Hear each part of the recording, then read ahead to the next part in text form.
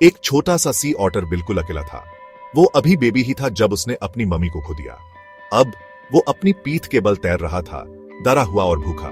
लहरें बहुत बड़ी थी और छोटा ऑटर अपने आप को बहुत छोटा महसूस कर रहा था। उसके दोस्त कहां थे? उसका परिवार कहां था?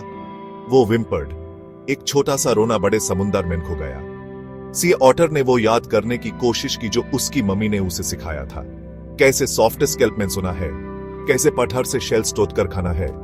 लेकिन मम्मी के बिना सब कुछ बहुत डिफिकल्ट लग रहा था। वो बस एक छोटा सा ऑटर था, बड़े और डरावने दुनिया में अकेला। सूरज डूबने लगा, आसमान ऑरेंज और पर्पल रंग में रंगने लगा। सुंदर रंगों से छोटे ऑटर को कोई आराम नहीं मिला। उसने अपनी आंखें बंद कर ली, अपनी मम्मी के लिए दुआ करते हुए, एक चमत्कार के लिए दुआ करते हुए। यूस मदद की जरूरत थी, लेकिन इस बड़े समुंदर में यूस कौन सुन सकता था? समुंदर में जिंदगी और डिफिकल्ट होती जा रही थी। पानी जो कभी क्रिस्टल क्लियर था, अब अक्सर गंदा और अजीब स्मेल वाला था। छोटे ऑटर ने प्लास्टिक बॉटल्स और बैग्स पानी के ऊपर स्विमिंग ते देखे। उसके घर में एक अजीब नई चीज। कभी कभी एक थिक ब्लैक गू पानी को कवर कर देता था, जिसे सांस लेना डिफिकल्ट हो जाता था। ऑटर को अपनी मम्मी की चेतावनी याद आई, अंधेरे के बारे में जो लहरों के पार की दुनिया से आता था। वो अंधेरा जो पानी को जहर देता था, मछलियों को मार देता था और सांस लेना डिफिकल्ट कर देता था। उसने उस ऑटर्स के प्यूर परिवारों के खत्म होने की कहानियां सुनाई थी। उनकी खेलने की आवाजें हमेशा के लिए चुप हो गई थी। छोटा ऑटर खा अपने सांस की नालियों को साफ करने की कोशिश कर रहा था। हवा भारी महसूस हो रही थी और एक अजीब स्टिकीनेस उसके फुर से चिपक गई थी। उसने देखा था कि ब्लैक गू में फंसने वाले दूसरे जानवरों के साथ क्या होता है। वो हिलने के लिए संघर्ष करते थे, उनका फुर चिपक जाता था और भारी हो जाता था। उनकी आंखें दर्द से भरी होती थी। यूस बचना था, साफ पानी ढूंढना था, जीना था। यूस और ऑटर्स ढूंढने थे एक परिवार जिसको वो अपना कह सके। एक बदल वाले सुबह छोटे ऑटर ने कुछ अजीब देखा। दूर से एक बड़ा ब्राइट ऑरेंज शेप लहरों पे हिल रहा था। उसके अजीब आर्म्स थे जो आसमान की तरफ जा रहे थे और उसकी तरफ बढ़ रहे थे, पानी को चीरते हुए। छोटा ऑटर डरा हुआ था। क्या ये एक और खतरा था?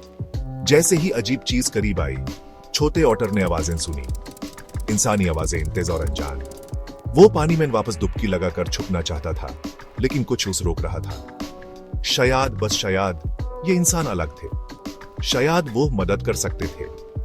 बड़ा ऑरेंज ऑब्जेक्ट उसके पास रुक गया। ये एक बोट थी, इंसानों से भरी हुई जो परेशान लग रहे थे।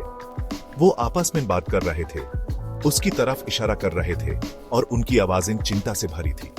उनमें से एक ने उसे ध्यान से एक नेट से पानी से बाहर निकाला। छोटे ऑटर ने राहत की सांस ली। वो अब सेफ था, फिलहाल के लिए। इंसानों ने जल्दी से काम किया। वो जानते थे कि छोटा ऑटर डिफिकल्ट में था। वो कमजोर था, भूखा था और उसका फुर ऑयल से ढका हुआ था। वो यूस एक स्पेशल जगह ले गए, एक जगह जो उस जैसे जानवरों की मदद के लिए बनाई गई थी। अंदर सब कुछ ब्राइट और साफ था। हवा में मेडिसिन और मछली की स्मेल थी। ब्लू कोट्स पहने इंसान उससे प्यार से बात कर रहे थे। उन्होंने यूस एग्जामिन किया। उनका टच सॉफ्ट और आश्वस्त करने वाला था। यूस बॉटल से गर्म मिल्क पिलाया गया और उसके चिपके हुए फुर को ध्यान से साफ किया गया। इंसान धैर्य से काम करते रहे, ऑयल का हर निशान हटाकर प्रोत्साहन के शब्द बोलते रहे। छोटा ऑटर थक गया था लेकिन राहत में था। वो एक और दिन बच गया था इन दयालु इंसानों की वजह से। दिन हफ्ते में बदल गए। छोटा ऑटर, जिसका नाम इंसानों ने ऑजी रखा था, धीरे धीरे ठीक होने लगा। वो अभी भी कमजोर था, लेकिन वो ज्यादा खा रहा था और इंसानों द्वारा दिए गए टॉयज के साथ खेल भी रहा था। यूस एक छोटा रबर बॉल बहुत पसंद था जो जब वो यूस काटता था तो स्क्वीक करता था। रेस्क्यू सेंटर के इंसान दयालु और धैर्य वाले थे। उन्होंने ऑजी को एक स्पेशल पूल में दोपहर स्विमिंग ना सिखाया, अपना फुर ग्रूम करना सिखाया और स्वादिष्ट मछली ढूंढना सिखाया। ऑजी उन्हें देखता था, उनसे सीखता था और धीरे धीरे उन पर भरोसा करने लगा। ऑजी को पूल में अपना टाइम बहुत पसंद था।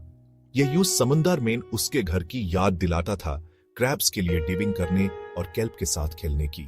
वो अब अकेला नहीं था और ये जानकर यूस बहुत आराम और खुशी मिली।